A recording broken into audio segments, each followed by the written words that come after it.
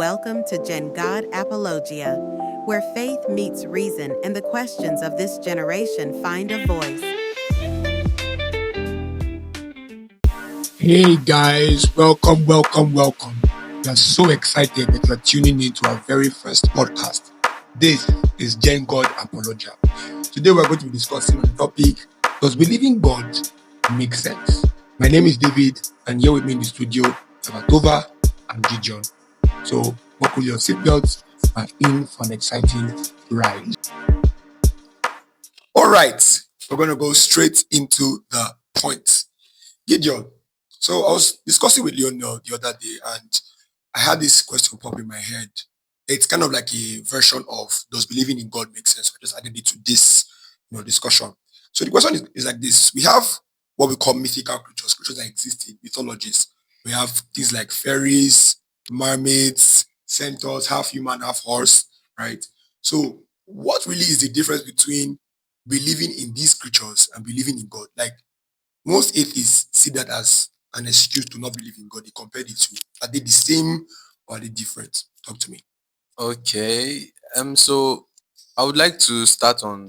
I would like to make this simple as it should be. So believing in other mythical creatures or creation, as compared to believing in a transcendental being, is obviously different for so many reasons. Because not believing in those mythical creatures will not affect a whole lot about your worldview, but believing in a god per se does a lot for you and to you as a person. First, we believe in God is what gives life to, let's say, gives life to your understanding of origin, purpose, destiny, and morality. So, not believing in God already shifts um, the basic understanding of these concepts to something that is personally derived most of the time. Because if you do not believe in a an origin or an originator, an intellectual origin, or you do not believe in a moral lawgiver,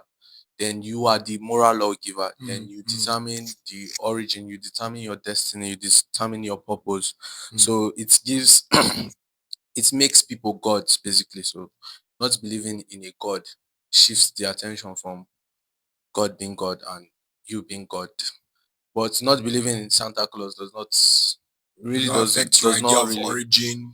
it does not really have Okay. much impact in your own life. So if I'm going to clarify, I think what you're trying to say is that it's not like anybody that's out there believing in the existence of Santa Claus is believing that they come from Santa Claus. Nobody ever says that. Theists are believing that they originate from mermaids. Theists are believing that their purpose and their sense of morality is coming from this God. So I think that's from what you said, that's the difference Yeah, between the the two. difference is theism is involved in the life of every man. If you choose not to believe or you believe, it Affect your shows life. it affects your life in general. Makes sense. Okay, Compared so to Atova, can you like chip in something? Well, I totally agree with what Gideon said, right, about the root of theism being rooted in origin. Like man's quest for origin or purpose is what gives rise to theism. And that's why they have other gods or other mythical creatures that they worship in the sense that these creatures, in some way or some form, give them origin, give them purpose. I don't know if you've ever seen a child on Christmas morning waiting for gifts to be under the tree for Santa Claus to come. That gift gives them purpose for that day. That's that whole adventure of waking up and seeing a gift based on what you wrote in your letter to Santa, right? And then you receive that gift, you see it for that particular day of the year, and you receive it. It's all about that day. It's all about that gift and all. Now people have mythical creatures for every other day of the year, not just Santa for Christmas. Now, like we have it, people have Ra, for example, the god of the sun, right? So every day that the sun comes up, that's a day filled with purpose to worshiping Ra, to thanking Ra for making the sun come up and all. Right. So the whole roots of theism or the whole roots of worship is deeply embedded in origin. When a man seeks for origin, he has no choice but to enter into worship, enter into theism. Right. So the whole atheistic tendency comes from someone. I would say, I think a friend of ours said that being an atheist is just foolish because it means that you don't want to know about your origin. You don't want to know about your purpose. You are okay living life thinking that you are a mistake, a biological mistake, that two forces came together and just gave rise to. Wow. So Very that's it. interesting. So I think I've learned something here that believing in God encompasses the four questions that human beings ask: origin, purpose, destiny, and morality. But believing in, when I mean mythical creatures, I'm not even talking about gods per se. I'm just talking about Santa Claus, leprechauns, unicorns, Pegasus. Those are creatures that exist in this thing. They are even gods too. Gods were not in many mythologies. Were not the creator of human beings. Actually, the other things that created human beings. But yeah, I think you guys what you said just now just made sense. All right, a follow-up question, guys. How about belief in God versus belief in ghosts, like disembodied spirits? People talk about spirits appearing to them, spirits of mama, papa, whatever, that kind of thing. So usually that's like a subjective experience, and atheists can bring it up and say, seeing that this person believed that their dead ones came back to life, that's a subjective experience. That doesn't mean that in real life, so that they can say belief in God is actually a subjective experience. So what do you think about that? Okay, so I'll just jump in here and try and understand your question and answer it. So what you're saying in essence is that the belief in spirits, ghosts, and then the belief in God, like I did the same thing. Okay. The word for a group of ghosts is called phantasmagoria. All right. And I think it's Latin origination. Okay. And it's coined that way in English because to believe you saw something that wasn't there, what we call a fantasy. Okay, yeah. You get. So to believe in ghosts, to believe in seeing things that are not there or that isn't there is a phantasm. You are living in delusions. You are delusional. Right. So when we now talk about believing in ghosts or seeing ghosts and then believing in God and seeing God, quote and unquote, right? There's a very huge demarcation in both sides. Okay. The belief in spirits, in ghosts particularly, is quite subjective to the observer or to the person. Okay. So this person can see a ghost based off of someone that they know of, that they have had a relationship with. But theism talks about a general one God, a general oneness, a general unity. And a lot of the people believing in this God haven't necessarily seen the God, right? But they believe in the existence of that God. All right. So I would put it like this: believing in ghosts can be subjective. In fact, it is subjective. And you seeing a ghost is a ghost that you are aware of. I think I've watched movies and heard stories about people seeing ghosts of people that died in the place that they weren't there and all. But it's very, very rare. Very, very, very rare. Okay. Whereas the belief in a God, in a transcendental being, it's more encompassing. It's more, I don't necessarily have to have seen this person before or stuff like that. I can just believe in what I heard about this person and experience the person. I think I'll just give it to Gideon first. If you can jump on that, then I would know where I can come into. If there's any follow-up question or something. Okay. So the subject matter is the belief in ghosts and the belief in God. So if this is to give defense of theism, I don't think is a necessity. So because like he has said, the belief in ghost is subjective. It's not everyone can say for a fact that they have seen ghosts, and not everyone can say, of course, ghost exists. So it should not be compared to saying it's something that we can use to. God is much more generic, a much more generic topic to talk about.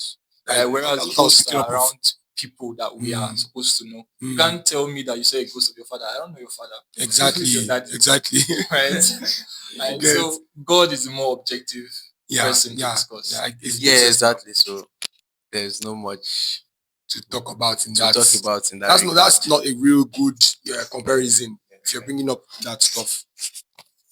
Just to add to it, when you see God, the the influence in your life is different from when you say you have seen a ghost, no matter the encounter. When people say they have an experience with God or the divine, it is the change is more holistic than when you say you've seen a ghost. Like seeing God or having an experience with God, it's different from what would happen if you see ghost or you see a number of ghosts all the time. So those things, it could even be that you are Hallucinating. That's what exactly, you you want to could use. be hallucinating. Yeah, hallucination But is it will like, be different from God, because there is also a logic to why there is a divine intelligence. Yes. ghosts are usually the spirits of a dead loved one. So it's always, you always get to see that loved one because of how much you miss them. Because of how much you miss them, you can literally, your brain can literally start making you think that they are around. Maybe you are still in the stage of denial in your grief. And I say this with a lot of sympathy. I'm not talking like just a mere logical. I know that grief is a very emotional and painful experience, but we all know that in grief you can make up images of your dead loved one. But I don't think there's anybody that would, in their grief, they see or have encounter with. Even if they do have an encounter with God, it usually helps them in their, I guess, right?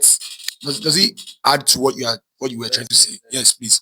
This is a dangerous discourse, because it would also mean, what if the disciples actually saw the ghost of Jesus, if because they were in their grief?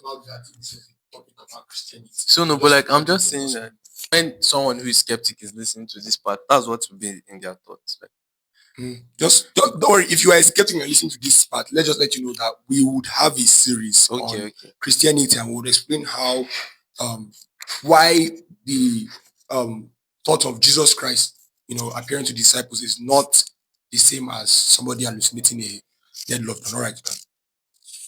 All right. Thank you so much for those answers. They were very, very wise. I think we're going to the next question. The next question would be comparing atheism and theism. Both of them are worldviews. That how people see the world. If the world was really atheistic, as atheists claim, do you guys think theism would exist in that world?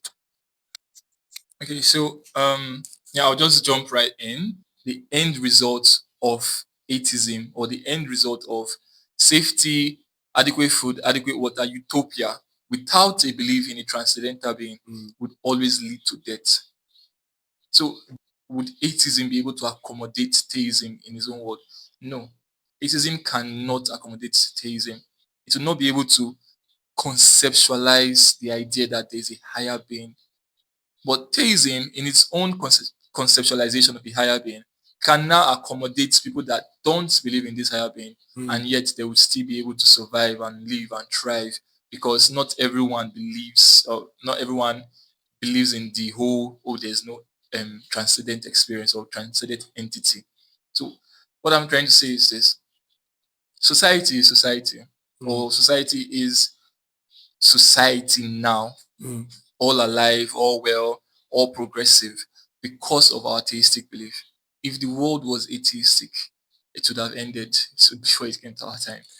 Okay, I think I'm going to try and ask the question again. Do you have something, so like maybe an analogy, another analogy that can be used to describe, to answer the question? First of all, do you think that if the world, there's a difference between atheistic belief and an atheistic world? For now, theists and atheists are describing what the world, like, they are trying to give you their guesses for Okay. So what the the world problem is. is, I find it really hard to comprehend the question first, because the question is, can theism survive in an atheistic world? Like, if the So world in was really this, atheistic, okay, if the if the world was world really is godless, if there was okay, really no God, okay, the would initial anybody come up with belief in God in in that world? believing in God, yes, that's yes, I would say yes, because Okay, so explain. first, if atheists have not like fully explained what an atheistic world would be, they've explained origin to be more Unknown. yes, scientific, right, from all of that. Mm. Then they've explained purpose to be self-derived. They've explained morality to also be, it's not dependent on any lawgiver, it is self-induced. So you can see, let's say in this theoretical atheistic world, when you have more of atheism, you have nihilism. Nihilism, okay. Dostoevsky will say something like, if God does not exist, that means everything is permissible. If everything is permissible, it means the society will be chaotic and all of that. So in the midst of all of the chaos, I would say a yes and a no, because really You cannot really I know, cannot okay. picture what an atheistic world will look like. I can give an example from our current world. Let's say there are societies that were purely or most part atheistic, like the USSR, Okay. former Russia, or the Maoist China. They had communist leaders who imposed atheism on, they burnt every religious text and stuff like that. But you see the hope for humanity to believe in a transcendental being, whether it is true or not, whether that being does exist or not, there is always that thing. So that's one reason why I would say yes. And another reason I would say no is because in a truly atheistic world, we are just chemical mistakes that do not have consciousness. Consciousness actually proves that there is a designer of conscience, right? So in an atheistic world, there is no designer of conscience. Okay. So if there is no designer of conscience, it means we're like basically like robots or like chemicals bumping Born into each together, other. So there is yeah. no morality, there's no purpose, there's nothing. So you cannot have theism You can there. never So say definite answer for so that. there is no definite answer for it. So that's why I would say it's both a yes and a no. Highly no, right? Mostly no, okay. Mostly no, because there is, it's not even something that makes sense to our world, with all honesty. Do you So not it's think not something that makes sense to our world, because these people have not really defined what the I don't think world they will can be. define it if you ask them, sir. Maybe Different. they feel maybe they can, but I don't know. But like, it's not something that. So do you think that this can prove that, because we are having this discussion? Okay, if you can prove that there is there God, is God, since that we're not well, having this it's not discussion, because proof. It's not proof. It's the idea of theism, or the belief in God, is is first deductive. Then you go for proof. It is not definite proof that there's God. It's I'm not even deductive, saying right? definite proof. Yeah, I'm just it's saying, can just, we use yeah, this you can points? deduce that there is a God because we are conscious first. We're conscious of self. We're conscious of morals. We're conscious of purpose. Conscious enough to also claim that there's no God. Yes. So if we are just a combination of two chemicals that mistakenly got to hit each other, and we started evolving from fish to, it's not, we would not have so many of the things that we have now, that we think Yeah, we have. okay, I get what Yes. you agree. Yes. Things like, we'll just be chemical robots. Yeah, we Yes. agree. I think the conclusion of the matter is that if the world was really godless, we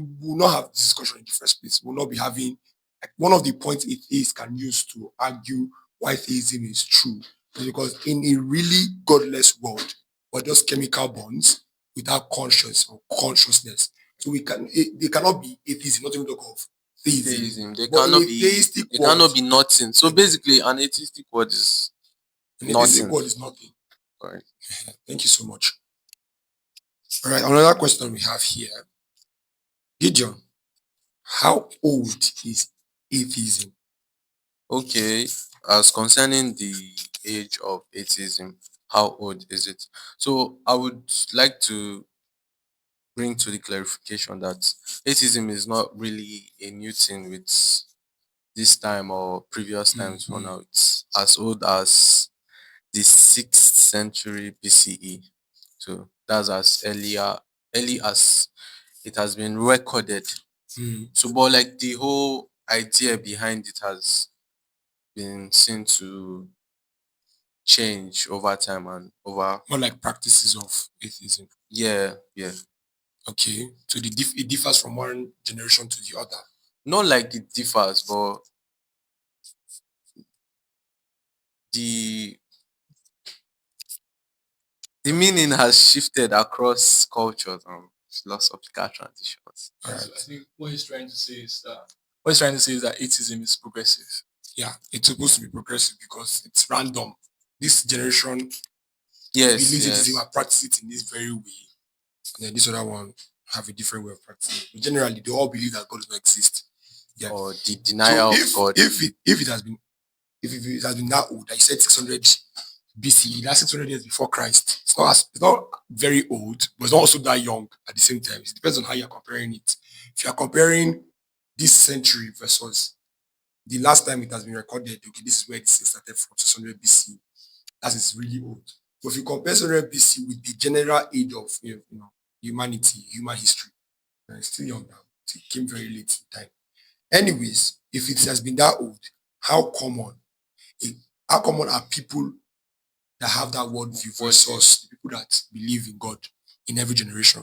Okay, the ratio of atheists to theists in Exactly. every time zone, in every timeline of humanity has always been lesser compared to people who would believe in theism. And it has likely been so up till this very moment. But it still does not really confer any truth. Does not say, okay, who is right Okay, yeah, or that's is true. wrong. That's true.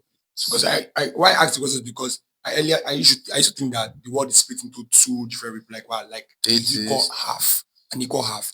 One side believes that there's no God, the other side believes that there's God. But when you do the investigation, like historical investigation, you realize that So, and the thing I would like to say about okay, that is, if there is no God, let's say the world really has no intelligent designer or moral lawgiver, would there be any? It will not be on the bad of people who had always believed in these things. It would actually be more. It would affect the ones who has denied these things the most, right? So,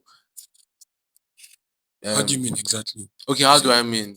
you said in an atheistic world, Not in an atheistic world, like we find out that really there is no God, or there's no God, there right? is no God. We end up Yes, in there belief is of no, like, if you did believe in God, it will not be of any. it will affect you. Yeah, it won't affect you as much as when Mm. you did not believe in God, And then you cross over knowing that, finding out that finding out that there okay, is let actually me see God. if I can break it down what you just said. If we cross over and we cross over and now realize that the atheist was right all along, there is no God, Mm, we don't lose anything as theists. But you if we all don't, cross over, maybe your life in the present, but yeah, maybe your life in the present, yes, very yeah, true. But but like there's no it will not even be a thing of regrets, mm, because even though you lose your life in the like present, like, what? we've I'm all entered gone. into nothing again. Exactly, and we're So, all but then nothing. So, if we cross over and we're not even bringing up this point to scare anybody. That's the last thing we want to do. But it's one of those points that we have mhm. for why theism makes more sense than atheism. Thank you so much, Yeah. Gideon. All right. So the last question we have for this episode Okay. uh, is belief in God or theism an intuitive knowledge or innate experience? Like, are people born with the idea that okay, God exists and stuff? Atova, I think it's time for you to answer. All right, great. So let's see, theism, right? Is theism an innate belief? Mm-hmm. Right. So I think theism, or in other words, the belief in a higher power, is often viewed as a supernatural concept. So people see theism as they believe in a supernatural deity, in a transcendental deity, in beings with supernatural power. Right. So when examined, although when examined through the lenses of psychology and philosophy, it becomes clear that theism is a natural inclination for us humans. Our thoughts, our innate desire for meaning, purpose, origin, morality, we can all link it to the idea of a divine creator, like I initially started this podcast with. Right. So philosophers of all ages have argued about the moral principles that govern mankind, whether they are absolute, whether they are argumentative, whether they're universal and stuff like that. Right. So here's a few key points from those arguments that I Did you say? I did my research on. Okay. So first of all, we have the innate human inclination, which is that humans have an innate tendency to seek meaning and purpose. That's why I said atheism is it's a very stupid thing, Oh because wow. it shows that Okay. this person doesn't want to find out about their meaning, doesn't want to find out about their purpose, Okay. doesn't want to find out about their origin. But I will use the word origin because we can now From origin. from origin we cannot get to that things. Yes, very Right? true. But atheists would now confuse meaning and purpose with work. So I am an atheist. I have a work as a scientist. Or I have a work as a mechanic. I have a work as TikToker. a TikToker. Right? Yeah. So that's my purpose. I came to life. I became just so I could open a TikTok account and grow it to 100,000 followers. But origin now would go far back into where am I coming from? Yes. Not just why am I here, but where am I coming from? Yeah. I know that's mankind's greatest Very question. deep question. Yeah. Where am I coming from? Why am I here? Where am I going to? Yes. Right. So our innate human inclination is to search for meaning and purpose, and this meaning and purpose we can only find it through theism. Okay. Right. Another area would be morality and ethics. Right. So theism provides a framework for understanding morality and ethics. I don't know if you've heard about Benjamin Franklin. Yeah, I've heard the name. Yeah. So he's the guy on the $100 bill. So when we need some Benjamins, we know where to go. Right, but Benjamin Franklin has a very, very interesting creed.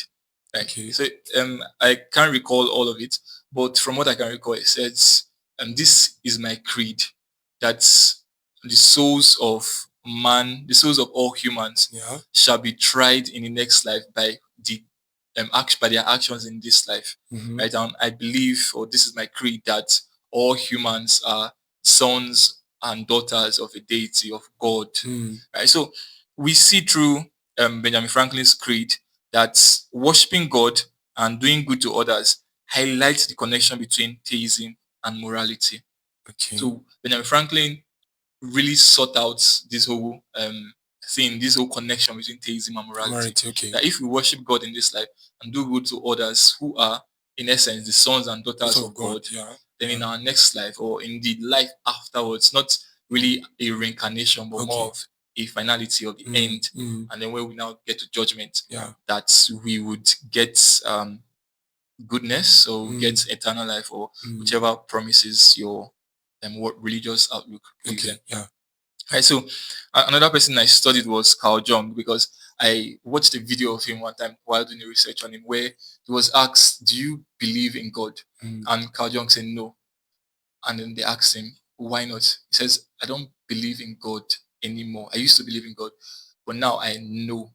Wow. I just know that God is, and that's enough for me." So he transcended belief. I would like to use the word transcended. Transcended belief into just knowing that whether, because belief would have this connotation of experiences, of things you could see, things you could taste, things you could things you were told, right? So Immanuel Kant has this great theory.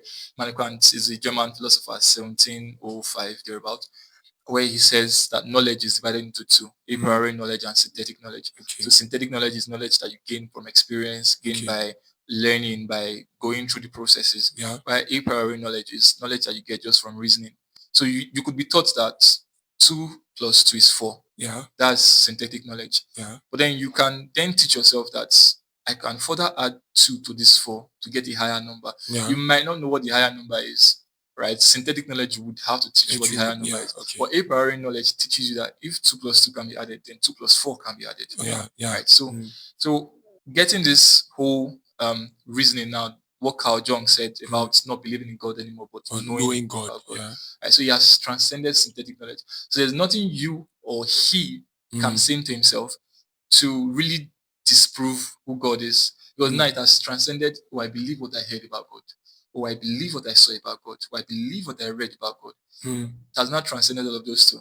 I know God exists. I just know God exists and all of that.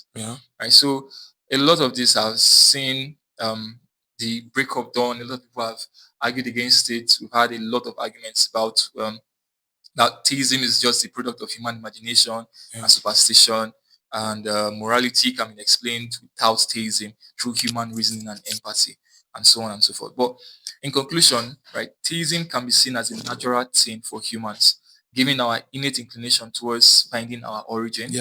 Through the lenses of psychology and philosophy, we can understand it, and most especially, it provides a compelling narrative for understanding who we are as humans.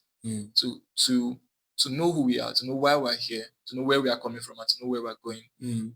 There's a very, very high inclination towards theism. Yeah. So that's why most people end up becoming, even if not Christian, Yeah. just generally believe in God, Yeah. gods, or like the supernatural world. Exactly. Because many of us have that. Even the atheists today used to care about origin, about Exactly. meaning, about purpose. I would not know why a person that used to care about those things would end up not caring anymore. I think we can convince ourselves to not care. We can make ourselves not care about some certain things. Yeah. But we'll discuss about that one in some other episode later. But I think that answer is quite convincing enough. Thank you so much. Gideon, would you like to add to conclude? So the question is, if theism is intuitive, or if it was like bettered with us. Well, I'll just give an answer right at it. So I believe for every human that will come, there is this intuitive knowledge of a being that is above them. It's of a transcendental being, right? So it's more common sense. I think it's basic knowledge for humanity to think there is a God. So it's some persons that go the extra mile to, okay, either have reasons to why there is no God. It's like yeah, it's either maybe they are growing in knowledge or they are falling in knowledge, whatsoever the case may be. But everybody has this intuitive knowledge to think of a God. Why? First, because if God would exist, he would also design minds that are capable of perceiving him. Your eyes are, Ears are capable of perceiving sound.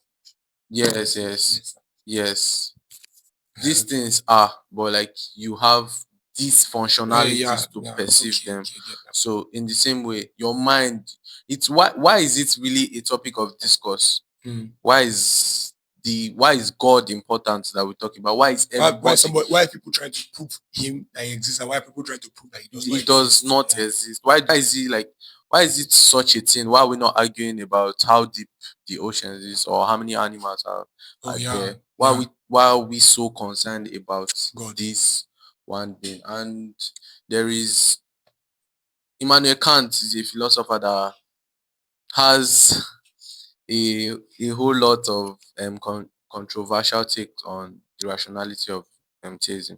He indeed was a theist, but he said something that belief in God is what gives a unifying sense to what the fine-tuning of the universe and morality is, Okay. objective morality. Because you go to certain, let's say if you ask an atheist, when let's say you see an old woman and you go and beat her, you are beating her up.